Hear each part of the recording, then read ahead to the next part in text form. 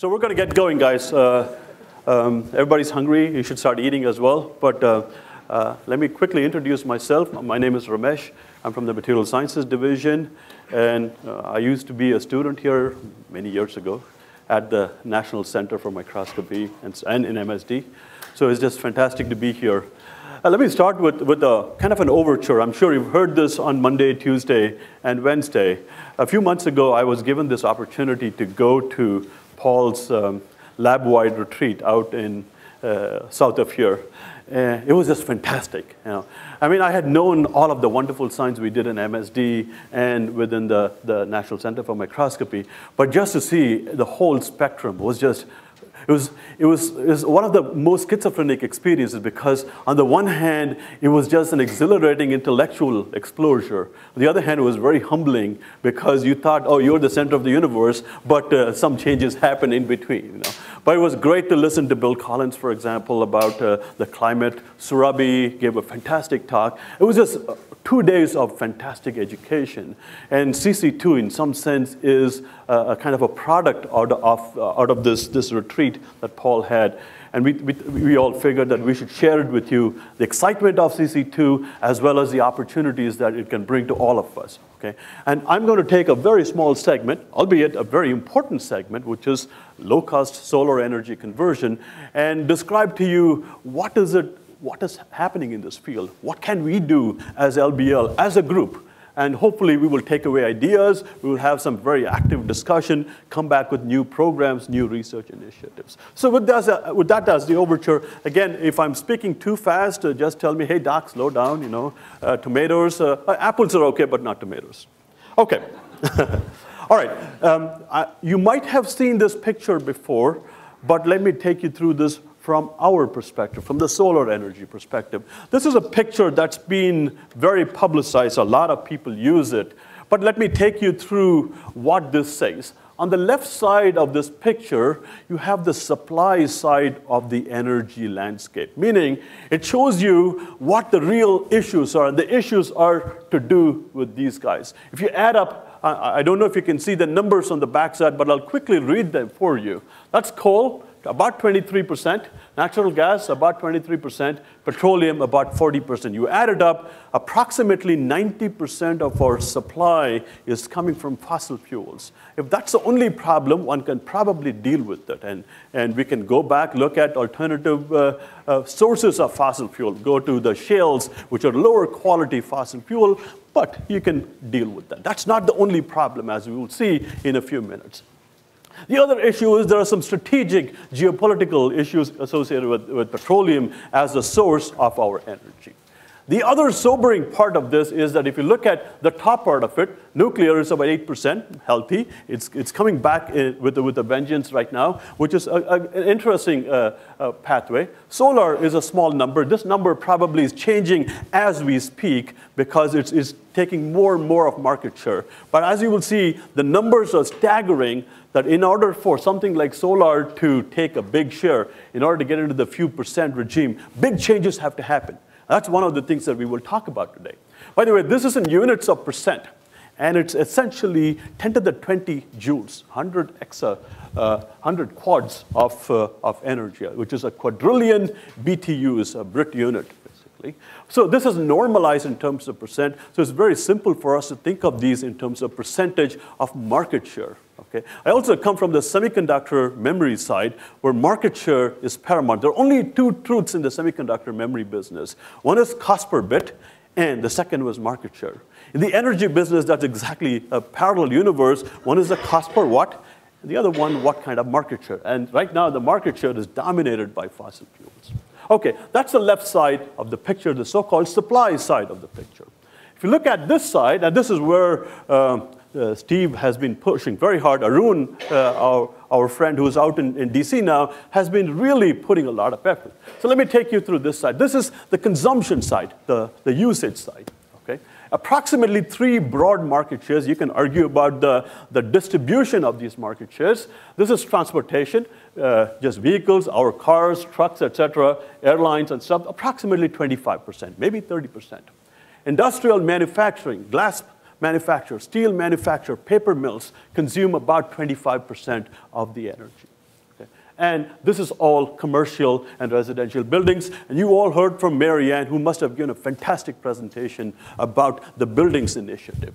The reason that we are focusing so much on this is that this is where we are not doing very well as a group, as a world community. Why? Because we take 55% of this energy that we put in, and we simply throw it out. It's wasted.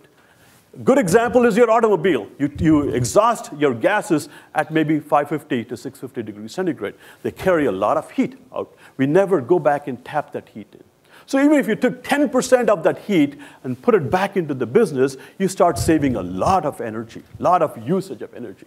And therefore, efficiency of existing systems has to be a very important component. Steve Chu calls this the low-hanging fruit. Arun has been pushing this very hard through his own research effort. So this gives you kind of the picture, the lay of the land in terms of the supply and the demand for energy. And of course, in between, there are other issues. There are two very important issues which are not shown here.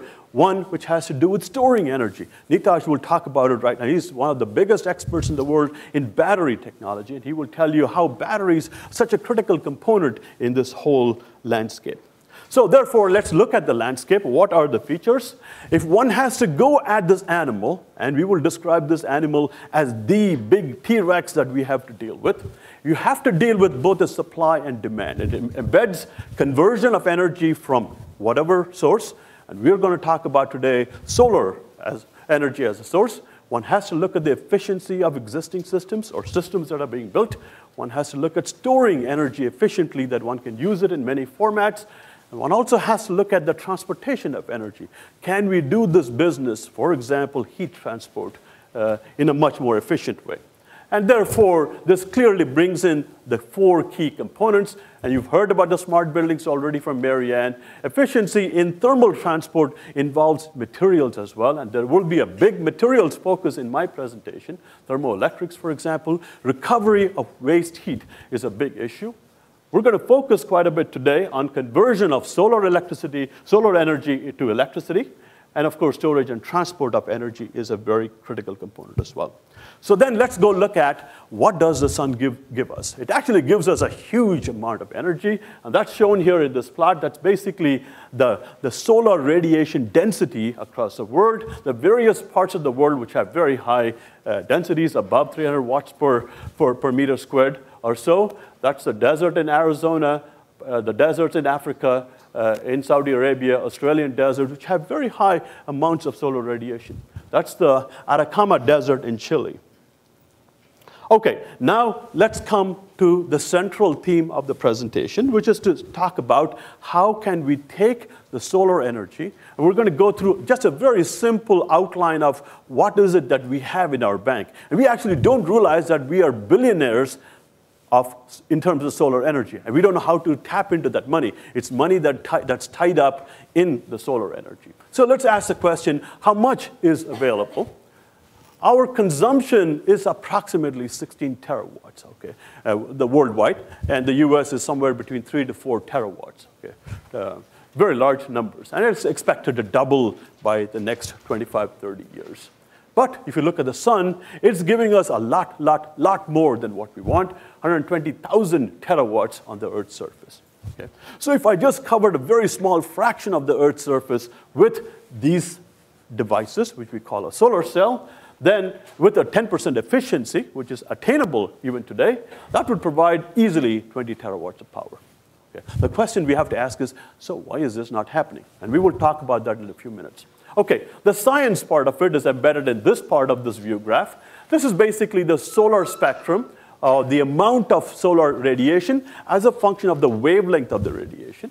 The visible is somewhere right out here in green, and the sunlight is basically focused very strongly. The intensity is the highest there, about 500 nanometers in terms of the wavelength of the radiation. There are various species in the atmosphere. Water is a very important species. CO2 is an important species. They all have absorptions, which means that part of the solar spectrum is kind of a tax, if you want to think of it that way. Okay, from a device perspective, what are the manifestations? The classical device is basically a semiconductor-based device, which is a p-n junction, an n-type doped material in contact with a p-type doped material, very classically used in a transistor, for example. Now, if you look at the current voltage characteristics of this device, that looks like that. It's called a diode. But if I shine radiation, solar radiation, that diode changes position. And basically, this gray-shaped square area is the energy that you're storing in the material. And that's basically the product of the current that you get out of the system times the voltage, the so-called open circuit voltage that you get out of this. So basically, you can use this PN junction as an energy storage system. Okay. So one can go back and describe the details of this, and that's shown here in this box as well as this box. If you're an engineer, if you're trying to make money, this is what you focus on. This is what puts you over the edge or below the edge. Okay? The fill factor is basically telling you how square this whole curve looks like, but the efficiency of your solar cell is a product of this value, the fill factor, divided by how much the sun is giving. So to give you a good reference point, current silicon solar cells maybe have 10% efficiency. Okay? And it's enough to make money at a certain level. We will talk about the money part of it in just a few minutes. So these are kind of the baseline requirements from a materials or the device perspective. So let's look at the evolution. This is not necessarily a new business. This has been going on since the early 70s, perhaps. 4 different classes of materials: organic or thin film materials, organic type materials, crystalline silicon material, which is by far the biggest market share. Anywhere between 90 to 95% of the market is covered by silicon as the material. One big reason, of course, is there's a huge investment worldwide on silicon as a microelectronic device material. And these are the more sophisticated. There's quite a bit of fantastic work going on here at LBL on these kinds of systems. And this tells you the various players worldwide.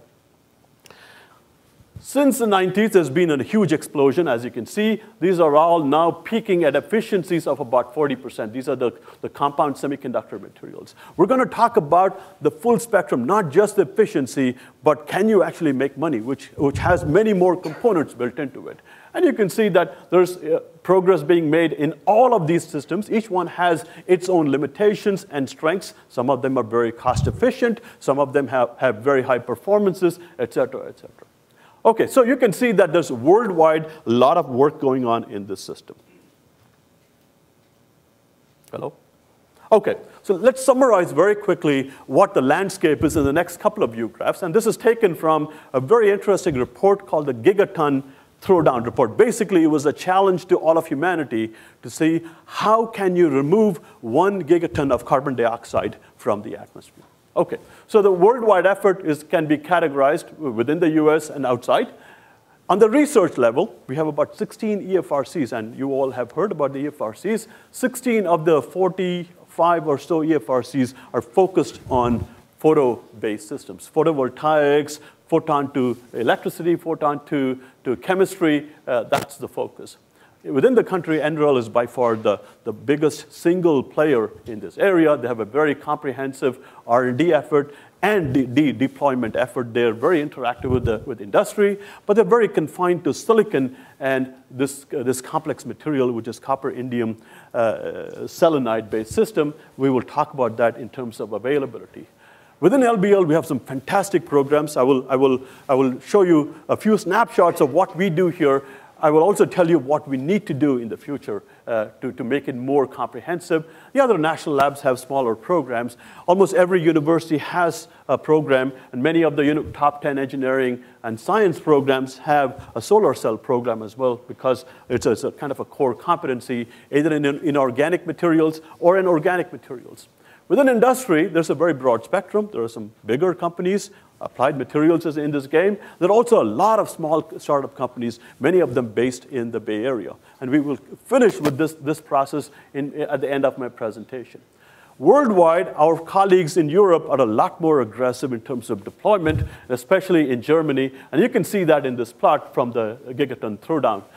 Basically, they are a lot more farther ahead than we are in this country in terms of deploying these kinds of solar cells, primarily silicon-based solar cells. Okay, so we can go back and ask the second question. What will it take if I have to use solar cells as my pathway to remove CO2 from the atmosphere? What do I have to do? And again, this plot is from that same report, and it shows you if I did business as usual, which is the current projection, a little bit more optimistic than the EIA projection, which is relatively flat, which says you're never going to get there, basically. This one says we will get to half the amount, half a gigaton of CO2 can be removed from the atmosphere by 2020 if we did business as usual.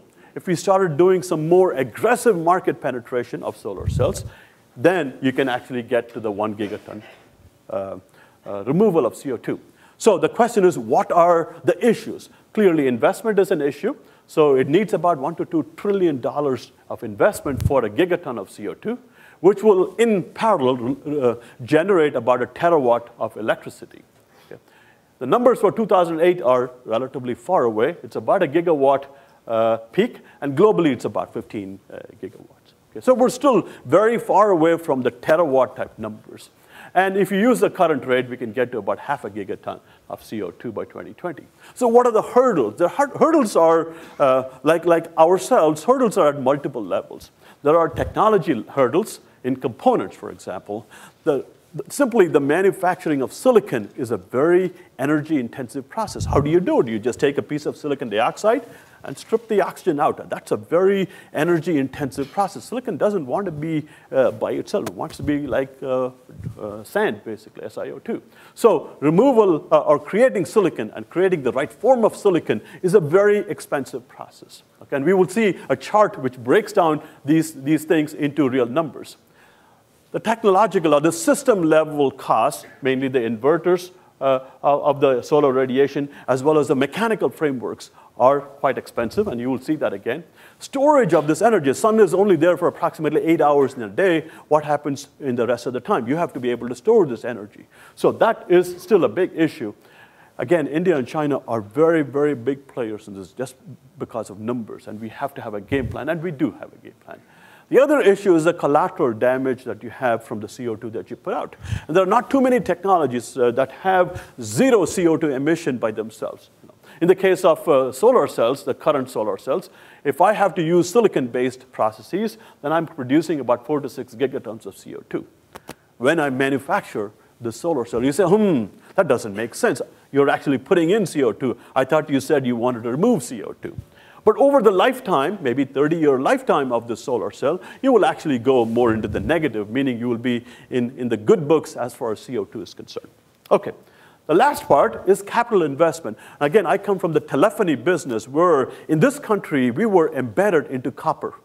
Therefore, all the RBOCs, AT&T, everybody were very reluctant to go into wireless. If you go to India, the penetration is about 25%. You go to China, similar number. Our numbers are actually, our rates of penetration are lagging behind these countries because they didn't have copper. We had a huge physical investment into copper. Okay. So that is an important component, which means that drives people making decisions about how to put in solar. The other aspect of it is policy and regulatory issues. How do you get a break if you have a solar panel in your house to generate electricity? Do you get money back if you give electricity back to the utility companies?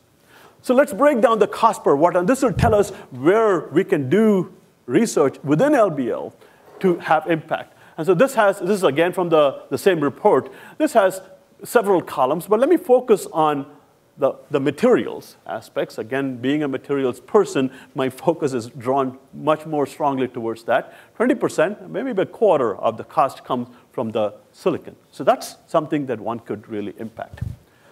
The module making the solar panel that you see on your rooftops is another about 15%. And finally, the installation. But all of them, you can see, have equipment and materials embedded into them. So I'm going to propose to you in about 5 minutes or 7 minutes or so some really wild and crazy ideas. We're going to have to ask some questions that we've never even had the guts to ask, go totally in different directions. So there are a lot of opportunities that one could take advantage of. Let me give you a very simple and crude example. I'm from India. My mom, my grandmother, they never went to school and stuff like that. But they all, Indians wear saris, which is a 6-yard piece of cloth. Okay? My grandmother, every morning she would go wash the clothes and put it up for drying. Imagine that I gave my grandmother the same fabric, but it's a solar cell. My grandmother doesn't have a PhD, doesn't have any degree, but she can put it up. So in principle, she should be somebody at that level without any qualifications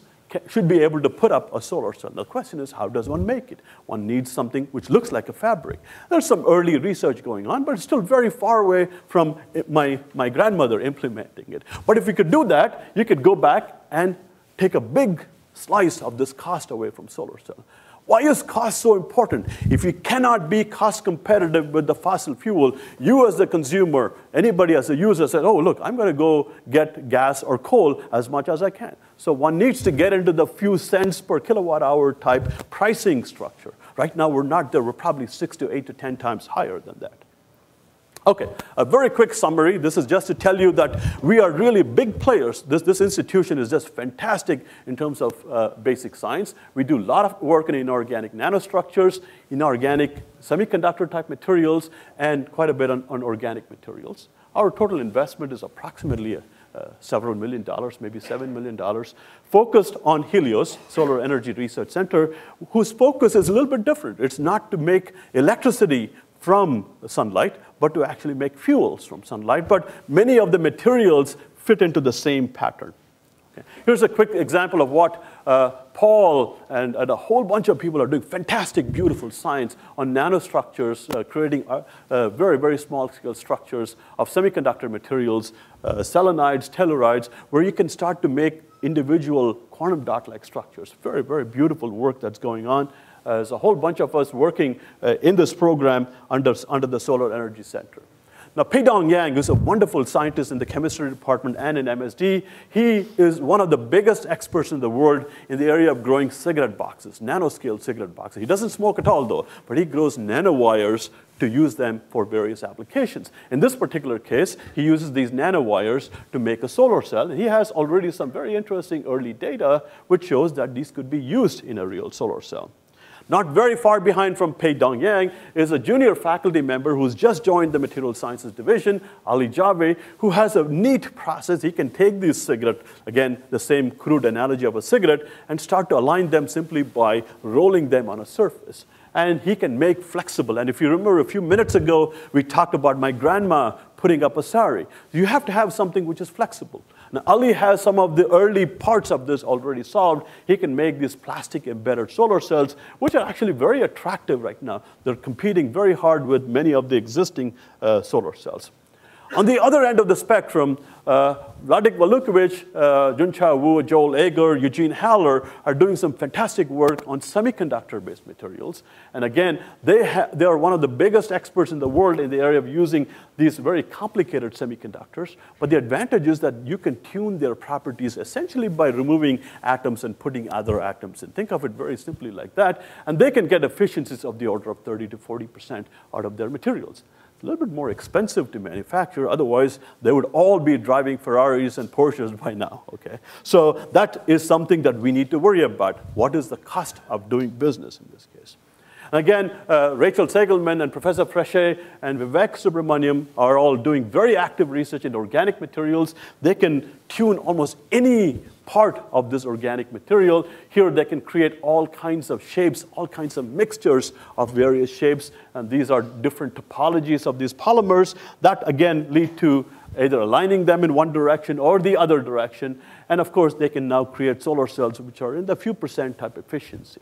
And there's a lot of basic science going on within the organic materials framework. So a few years ago, I was just getting into this game, watching Paul, watching Peidong. And I'm now going to give you two stories which were coming at it from orthogonal directions. The question we were asking is the same question. Can you actually make a solar cell that's dirt cheap? And the dirt is actually an important word because I really mean dirt cheap. So the question is, can you take a piece of the word, something like this, take a piece of this cake, and use it as a solar cell? So what are the rules with that? Can you do it? Or is this a totally wacky idea? Okay, so let me take you through this process. And here's basically the abundance of chemical species. And Cyrus Wadia, who was doing this work with Paul and Dan Kamen as a graduate student, he was coming at it with a little bit more sophisticated approach, not an intuitive approach, but really doing the calculations. And I'll show you the data from his work, which converges very nicely onto the same notion. You look at this, silicon is indeed very available. You say, yeah, why are we wasting our time? The problem is, if you want to get high quality silicon, the 5,000 tons, that's all you have. By the way, Intel is a big gorilla sitting in front of the 5,000 tons because they're making a lot of money out of microprocessors. So in order to make solar cells, you have to grab some of that away. But if you look at other chemical species, you have iron. Copper is a very important species. And so there is the possibility of looking at some of the other minerals, for example.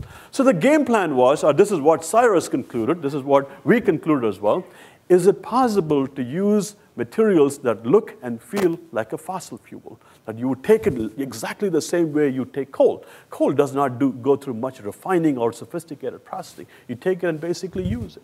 Okay? Can you have fossil fuel? Now, this is a kind of a goofy question, a very risky question, but that's exactly what we should be doing.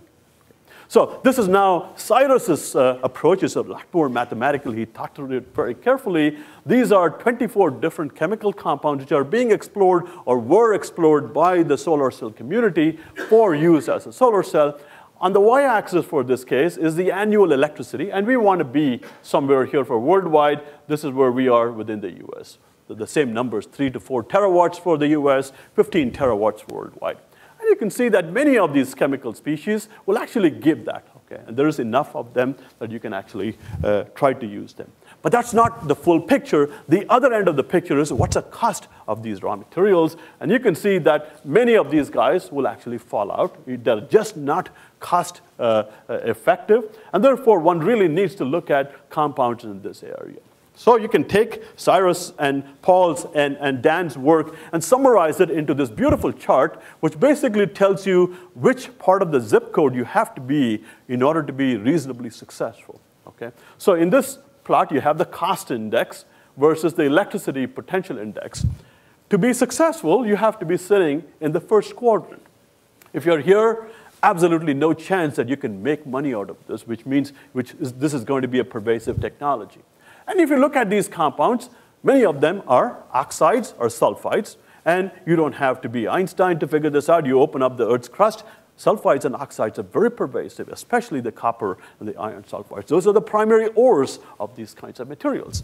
And so these are kind of the technological requirements. You need to tune their electronic structure such that the band gap is the right one. The mobilities of the electronic species have to be tuned correctly. But we just hit an abundance. You have to think about this problem, putting abundance first and foremost. And therefore, if you look at the Solar Energy Research Center, abundance is a very big underlying driver for this whole program. So let me just show you some very early stage research. This is by no means the final word.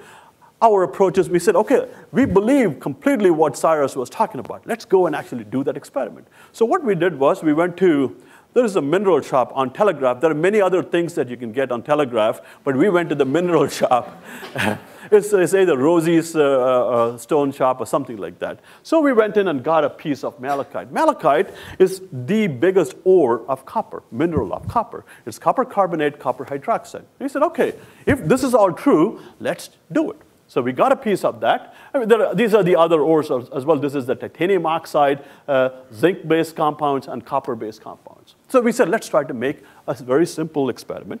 And sure enough, we made cells out of this. These are not something that you would jump out the window with, but these are early stage experiments. We extracted the copper oxide from the malachite simply by evaporating this piece of malachite. We used titanium dioxide as the N layer for this solar cell. And sure enough, we do have a functioning solar cell.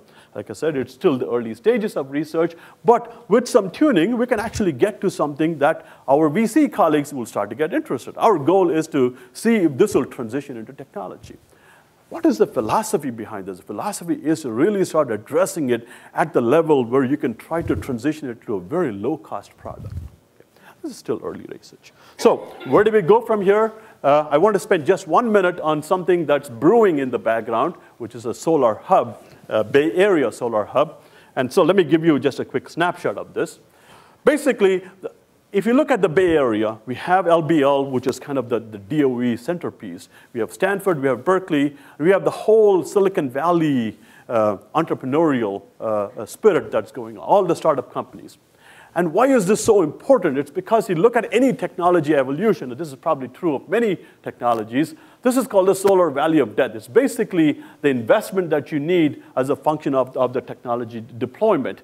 applied and basic research is much lower in the money that's required. But if you want to go into real product development, you really need a significant amount of, anywhere upwards of $100 million is what you need, because it's all very, very expensive in terms of processing. Okay? And if you can do all of that when you go into the product, that's when you have the payoffs. So the term we used last year is Large Area Solar Initiative. And it has a bunch of partners. Of course, LBL is a central piece of this because a lot of the core competencies exist at LBL. There's Berkeley, Stanford. We're partnering with a lot of the Silicon Valley companies. SVTC is a fab house in the Bay Area. They do basically advanced development.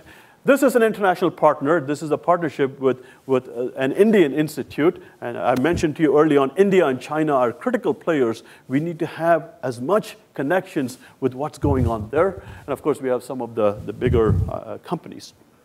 The focus, I don't want to spend too much time on it. The focus of this is to see how we can scale up a lot of the wonderful science that's going on in nanostructures, in nanowires, or these mineral-based systems. How does one transition them into real technology?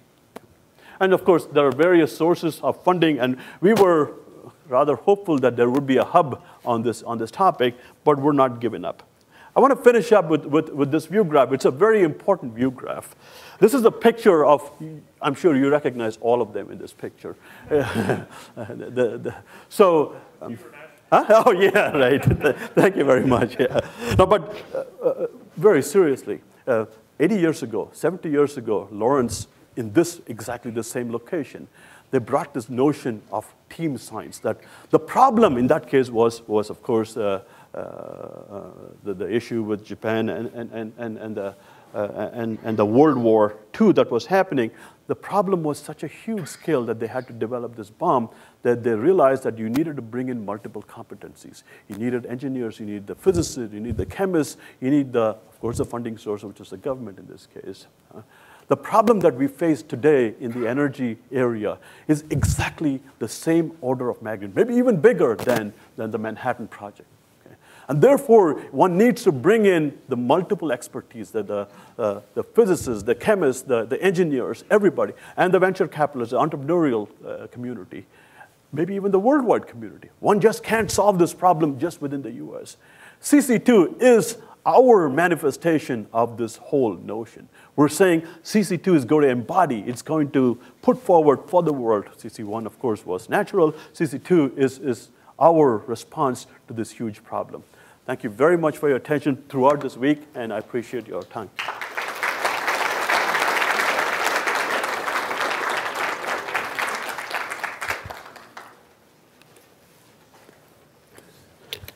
Yes, sir. So you made a comment that there's a lot of carbon, CO2 produced for each solar cell. But you kind of skipped over, is that payback then for the using the solar cell, is it really years? Yes, yes. So let me give you, they're trying to take my belt off and stuff like that. Yes, the initial cost of, or the initial CO2 penalty is because of manufacturing the system. But over a 30-year period, or maybe 25-year period of the lifetime of the solar cell, that will get abated because it's a one-time penalty. So in looking at the penalty, where we need to be, is that calculated in where, say, if we did, if we use today's technology to get to where we need to be in 20 years, well, if you're not paid back until 30 years, you've got a problem and you're never going to get there. Absolutely. You're absolutely plumb on right, yeah. So those numbers were calculated using the silicon as a framework and the CO2 costs that it brings together. So clearly you can see, simply from CO2 point of view, it's just not tenable, okay? Unless you wait that over a 30-year period to put it through, yeah. On the same line, I've had discussions with people where majority, I'm sorry. In the Bay Area, a lot of our power is renewable, dams, hydro, as opposed to the Northeast, which is coal and really dirty. So I have never really seen numbers based on if it was done using a renewable resource or something that was more of a controlled environment as based on the dirty coal. for the 2030. So I guess the question, let me reinterpret your question. Your question you're asking is, what if I took coal and used better quality coal? Was that the central? For the manufacturing process, the 4 to 6 years, or 4 to 6 tons, if you did it using a renewable resource, like in Northern California silicon, right, then your 4 to 6 tons would be a much lower number. Good point. Yeah. So if you look at the manufacture of the solar cell, there are many things that contribute. And of course, the first order question is, how are you going to take silicon dioxide or some starting material, mineral of silicon, and go to silicon? So that reduction process is huge. About 80% of the material cost comes from purely that. Then you can say, look, I will use a green source of energy to do that reduction process. I think that will cut down your cost, your CO2 emission to some extent. But the question is, can you get away from using a coal-based? It doesn't make sense because it's very available.